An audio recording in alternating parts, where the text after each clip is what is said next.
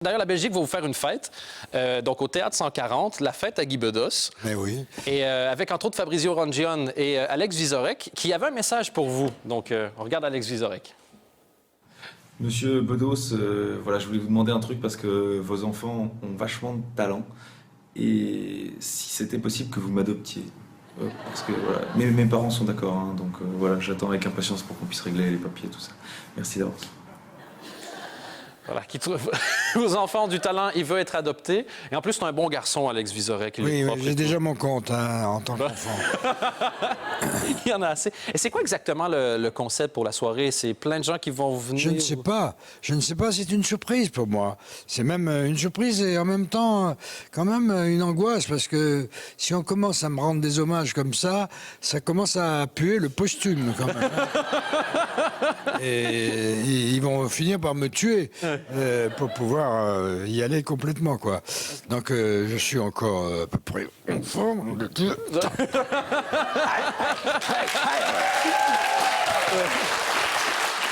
façon, vous avez jamais perdu...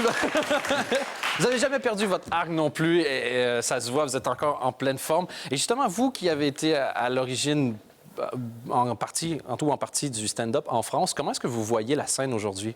Vous regardez encore des spectacles? Je la vois pas. Vous la regardez pas, non? Non. Manque de temps, manque d'intérêt? Non, moi, vous savez, j'en suis resté à des proches, à Coluche et à ceux de ma génération. Je leur veux pas de mal, et puis il y en a des biens. Puis j'aime bien de certaines personnes. Par exemple, là, je sais déjà, parmi les surprises qui n'en sont plus pour moi, je vais avoir Boujna et comment il s'appelle Un petit jeune? Ouais, non, un arabe. Jamel? Non, c'est un infirme, j'aime pas ça. Non, Félag, qui est un amuseur avec qui je vais tourner un film en Algérie, sans doute. Contre Madame Le Pen. Il y a un thème. Oui. Ça vous amuse, en fait, de... À chaque fois que vous dites quelque chose comme ça, on vous voit faire « Ils sont encore en train de réagir. » J'ai l'impression que vous vous dites « Je peux pas croire que ce tour-là fonctionne encore des décennies après. Il s'agit de dire un truc et tu vois tout le monde s'agiter. » Et j'ai l'impression de voir un enfant qui est content de voir ses parents courir parce qu'il a jeté sa cuillère par terre. Oui, il y a de ça. Il y a un peu de ça. Non, mais dans votre livre, vous parliez un peu du stand-up et justement...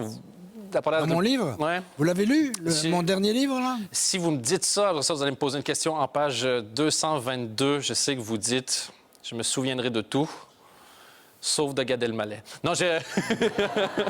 non, j'ai des... J'ai dit très exactement... Je préfère Boujna à Gad Elmaleh. Doit-on pour autant me traiter d'anti-monégasque? Voilà, je me souviendrai de tout si vous aimez Guy Bedos. Il y a un côté un petit peu de concentré comme ça. Et vous dites justement, le fait d'avoir des hommages, ça fait un peu, vous avez un chouette monument du passé, mais vous continuez, vous avez donc encore un film qui est en préparation, le livre. Est-ce que vous auriez envie de remonter sur scène juste pour du stand-up? Non, parce que contrairement à mon copain Aznavour, qui est beaucoup plus vieux que moi, mais qui est encore là, je l'ai connu, il avait 30 ans, j'en avais 20, même lui était jeune à l'époque, mais bon, il tient bien. Je l'ai vu au Palais des Sports à Paris, la salle était noire de monde, et franchement, il tient encore la route. Mais il a laissé entendre qu'il faisait ses adieux. Et il est venu me voir pour mes adieux à l'Olympia, à Paris. Et il m'a dit, c'est tes premiers adieux?